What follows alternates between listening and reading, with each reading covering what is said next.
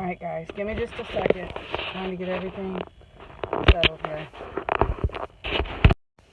Alright, hold on. I hope everybody had a really good Christmas. You have to forgive me here for just a minute. Oh, I forgot my glasses. I left them on the table next to my desk. That's okay. We only had a couple of people here. It's different on my phone than it is my laptop. I have a hard time figuring out how to go live under Lucinda Pennington. I'd rather do my lives under that than the Overcomers, because I want to keep that kind of neutral. So here, let me tag a couple people. Oh, how do I tag people? It went away. Alright. Hey, Grandma from Indiana. Good to see you. Merry Christmas, guys. Can everybody hear me okay? Everybody can hear me okay? Alright, great. Alright, so recap. Before I got rudely interrupted. Okay, so 2018. Hold on. This little spot on my camera. My daughter picked up my phone. I had to fix her potatoes and stuff before I could leave the house because she was starving. So anyways. Alright, so we haven't really had a really big Christmas for 3 years because my daughter, one of my daughters, was actually ward of the state for 2 years, and my husband and I did not have Christmas. Now our children did. We tried to make sure that they had some stuff. But Christmas just isn't Christmas without all of your children there. And we made sure our children were taken care of. But my husband and I did not celebrate in a sense of buying each other gifts.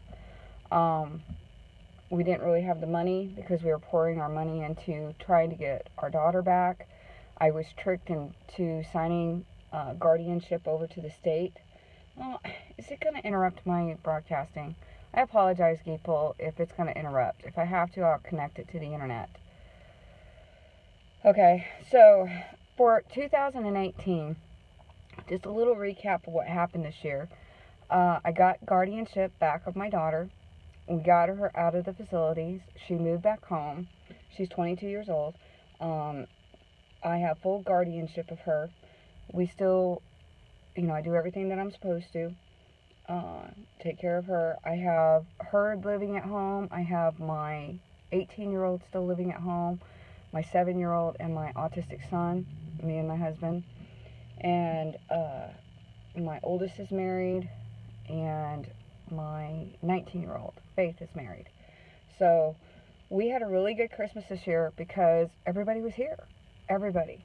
And it was the first Christmas in 3 years that my husband and I actually celebrated together in the sense of being whole. Our family was whole. So it was really nice this year, and I'm grateful and thankful for everything that God has done. And I still continue to help families. Now let me recap here. What happened in 2018? I had a 96% success rate in reunifying families, meaning that I closed out of 133 cases that we got. I closed, whether it was an adoption, whether it was a TPR, whether it was reunification, I had a 96% success rate in closing cases. That wasn't very popular. In fact, we kind of roughly estimated what my company, Lucinda Pennington LLC, cost the Children's Treatment Services, the contract that I had. We roughly cost them about $73 million in revenue. Okay? I don't do this for money, guys. Okay? So you haters out there that oh my God, she took Title IV funding, she had a company. Okay, yeah, I absolutely did. And I won't apologize, and I would do it again. Okay?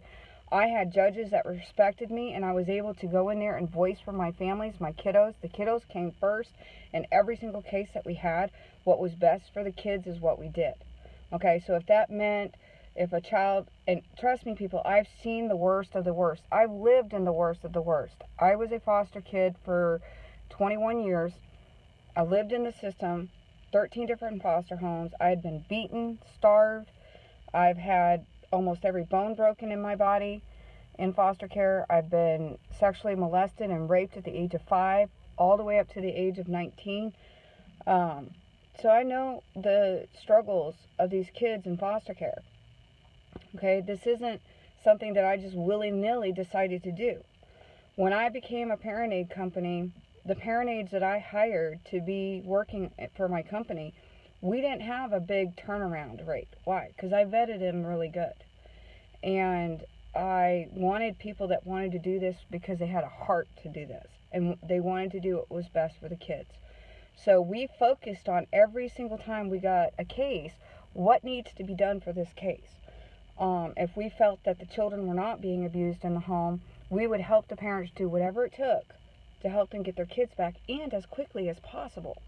So we had some situations that our last TPR hearing that we had, that we won, by the way, we had taken this 19-year-old girl, okay, this 19-year-old mother who had already lost her first child due to a kidnapping of her boyfriend. It was a horrible situation. But anyways, this 19-year-old woman had another baby. She was pregnant with another one, and she didn't really have the support of her family. So as a parent aid company, I had a lot of ways to be able to help my parents that nobody else had the means or the capabilities of doing, because we had connections. My husband is on the board of the Cass County Rescue Mission. I help out through other ministries so that if a family ever needs their apartment furnished, I can get their whole apartment furnished for free. I can get them into low-income housing, all different things that we could do that nobody else could do. Not only that, I had rented in 2018 a facility for parents to do home-like environment visits in the community in my facility, which made things a whole lot easier. They could do their counseling there. They could do their parent education there. We also were certified and licensed to do UAs, so that if a parent had to do that before a visit, we would meet up with them, do their UAs. And we did everything that we could to help our parents be successful. But we had a motto. We weren't going to work harder than our parents. So if our parents, for example, I had one parent, I helped her, she couldn't have her kids back in visitations in her home until certain things were done. And so I walked through the house and I said, this is what we have to do. Okay, according to the paperwork, I look at all of the paperwork that they give me. According to the paperwork, you got to do this and this and this and this and this. So I did a walkthrough through the mom's house, and I said, well, you've got to sand the floors, you've got to create a kitchen, you've got to have a working bathroom, you got to do this, you got to do that. And she's like, I don't have any money. I said, you don't need money. I saw a bunch of tools outside. I said, I've got all these different groups that I can contact. There's free stuff on Craigslist. We will make this happen. Now, I'm not going to work harder than you. Do you want to do this? And she's like, yeah, absolutely. There were days that I went and dragged her out of bed and said, let's go. Let's get working. Now, I didn't get paid for that. I would get there, and I knew that days that she had to go for UAs, I'd drag her out of bed, okay? The thing is, I'm not going to work harder than my parents. I got on my hands and knees, and I helped her sand. I helped her strip the ceilings of the loose paint. I helped her get her kitchen redone. We did the plumbing, all of it. We did the painting. We did the bathrooms. We put new faucets and things in there. She had a working bathroom. We had this done within a month, okay? Literally everything done within a month. And you know what the most we spent was $75. And everything was done. The caseworker came out for her monthly, and I had put in a request to start doing visits at the home because Mom had completed everything on that list, and more. She had done more, okay? And the caseworker came in, she was blown away. She was like, oh my gosh, it looks like a brand new house, okay? Because we worked really hard, okay? Did I get paid for that? No. I got paid for the visits, but I didn't get paid for the things to help the mom be able to have her visits in the home, okay? I didn't do this for money, guys. Yes, it was my bread and butter. But if I had a parent that wanted to be successful, I would take the extra hours and days to help them be successful, okay? And my other parent aides would do this as well. So this last TPR hearing that we had this 19-year-old that my parent aide helped her. She got her GED. She learned how to drive. got her driver's license. She was going to hair school. She was one semester away from graduating. She had already gotten her, I guess, a chair or something reserved for her when she graduated to start her own little hair business. And we got her into, instead of Section 8, we got her into what's called a rent-to-own home program that I really push for my parents, because sometimes it's very difficult to get on low-income housing or Section 8 because there's a long waiting list. So what I try to do is help my parents with finances to be able to do a rent-to-own if they can't put in to buy a home, okay? So we did everything we possibly could, okay, to help our parents be successful. And guardian ad litem didn't like that. The lawyers didn't like it. Caseworkers loved it because they would get benefits for closing their cases, okay? Guardian ad litem didn't like it because they made benefits on adoptions, TPRs, okay? So they kind of pit each other against each other. The system does, okay? Caseworkers get patted on the back if they close cases, right? But the guardian ad litems, they get bonuses and raises, and they get promotions in doing what they do if they have, you know, adoptions and TPRs and different things like that. Okay, the goal isn't really reunifications. In fact, I met guardian ad litems. They had never met the kids that they were supposedly speaking for, which really made me mad. Okay, so we worked really hard to help our parents be successful. Now, I will tell you, there were some cases where I absolutely did not recommend reunification of the families because the children were severely abused and they needed to be adopted to with a loving family, and we made sure that that would happen, okay?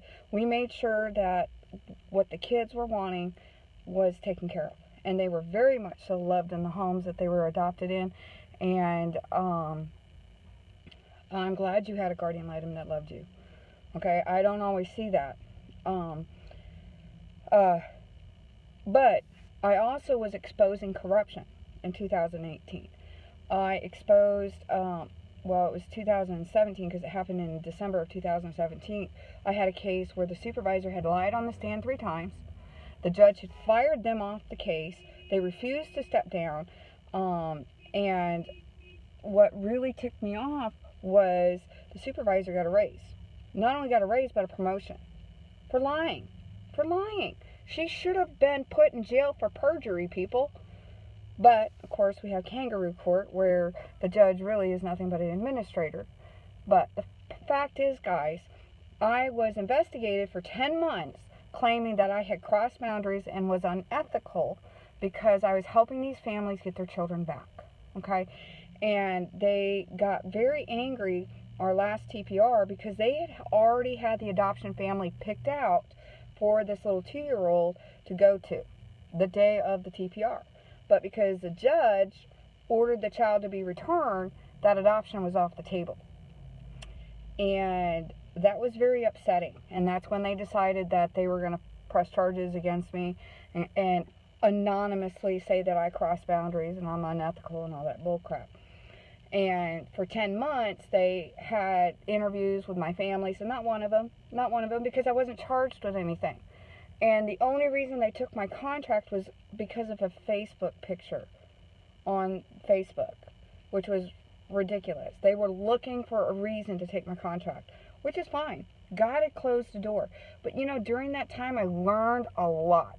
A lot. So much so that now what I believe God has for us in 2019 is I'm going to open up this treatment center, and through this treatment center, I'm going to be court ordered by the courts, not by CPS. I'm not going to work for CPS. I'm going to work for the courts, okay? And what they're going to do is I will have it to where I'll have court ordered, like drug testing, treatment center, counseling. They can do their parent education. They can do everything they need under one roof. No more of this jumping everywhere, okay? It's one place, one-stop shop for these families. Instead of taking a year to get their kids back, can do it literally within 6 to 3 months. But the parents have to be willing to get in there and do the hard work and get it done, okay? Because we'll have certified people to do the testings. We will have support groups. We're even going to have support groups to teach moms how to cook, how to clean, how to drive. We're going to teach them how to read, get their GEDs. We're going to teach them how to especially with children that have disabilities, with behavioral problems. See, I have an autistic son. I'm going to have special support groups for families that have autistic children and disability children, behavioral problem children. Why? Because I work with that all the time. I spent 12 years working with children that had behavioral problems. Very good at it. I usually don't have any problems. I step right in and boom, the kid can relate with me, okay? And I teach the parents how to be able to see the need that the child has, okay? And so and then we educate the caseworkers. Hey, are you familiar that this child has this need? Are you familiar with this? Because a lot of times these caseworkers do not have the education or the skills to even know how to deal with an autistic child, okay? And then you've got foster parents who have the kids in their home and they don't know, okay? And I disagree with that. I think that an autistic child, unless there is an absolute danger to the home, whether it's sexual abuse or whether it's, an unfit home or whatever, if it's not an immediate danger, that child should be with his mother, okay? It's very traumatizing as it is to separate children from their parents. Can you imagine an autistic child that doesn't understand what's going on, to take and rip them away from their parent? I'm not okay with that, okay? They have certain things, certain schedules, certain, they're kind of OCD and they have certain ways that they have to do things. And to rip them from that is so traumatic. It just is not in the best interest of the child. Okay, I don't agree with that. But with the intensive in-home services, I think it's important that we have people that are trained, and we're going to have trainings for those people that want to learn how to work with autistic children and get certified through trainings. I have 2 master's degrees, people.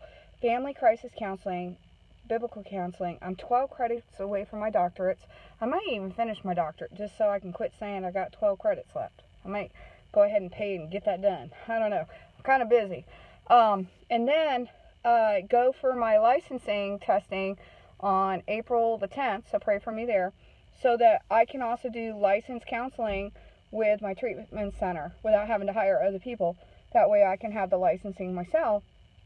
But we're going to have support groups with people that are dealing with CPS, how to help them on their cases individually, okay? Where we work with the parent aid companies. And you know what? They're cutting out the parent aid companies because Great Circle stole my idea of the parent portal. Remember I told you I rented a building and made it home-like environment for the parents during their visits? Well, Great Circle now does that and quits hiring parent aides to do that because they now have a parent portal, which they stole my idea, so that they can save money on not having to do parent aid services. So they get to put more money into their pockets, which personally I think you need to have a third eye on the case where it's not, because caseworkers can be vindictive. They can be, if you get mad at them or yell at them, they can take it out on you. They can say, oh, I can't do a visit this week. I've got too many things to do. You're just not going to be able to have a visit this week. I can't do a visit. Just because they're mad. Okay, they retaliate against my parents. I've seen them do it. I've seen cases where it should be closed.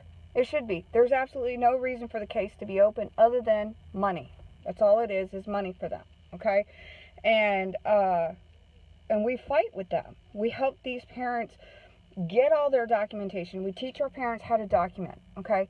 And in 2018, 2017, well, the 20 months that I had my parent aid company, we shut down 5 foster homes. 5. Okay? Tell me what other company does that. Okay, so you can attack me, tell me, oh, I was a horrible person for having a contract with CPS to help families be reunified. But wouldn't you want somebody like me on your side to help you get your kids back instead of somebody who's out there just for the money? I wasn't doing it just for the money. I lived on 10% and gave back 90%. You ask my parent aides, I paid them well. Paid them more than anybody else. Okay? I worked really, really hard to help my parents. And I was really proud of my parent aides because they all worked very hard to help my parents. Okay? And every single case that we got, we prayed over it. What can we do for this case? How can we help this case? Okay? So, my dream this year I believe God is opening up the doors for me to open up this treatment center. I meet, Lord willing, if I get everything turned in on time, I will meet on February 21st for the county's board for the treatment center. They have to agree to allow me to have the use of the building, and then I have to meet before the other board of whether or not we want this in our community, okay? And we really need it. I'm telling you, we really need it, okay? And then I'm also praying that the Lord allows me to get the grant money to open up 2 transitional apartments. And then I'm also wanting to, and I know this is a lot, guys, okay? And a lot of people go, oh, you're doing too much. But you know what? God is opening the doors, and I don't believe until He closes those doors, I'm supposed to just limit what I'm supposed to do. So my goal is also, during all of this, helping our parents, doing the treatment centers, I will have 72 apartments. That means 72 families I can help, okay, in the system to for housing, do their drug rehab, do their counseling, do their parent education, do their support system, do everything that they have to do for the court-appointed what they have to do, right? And then our foster kids that are aging out of the system, they have upped the age from 18 to 26. So I'm also wanting to do what's called housing for children that are aging out of the system who are between 18 and 26, where they will come to my facility and they will be able to, oh, my video's frozen? Well, how do I fix that, guys? Oops. Is it still frozen? Ah.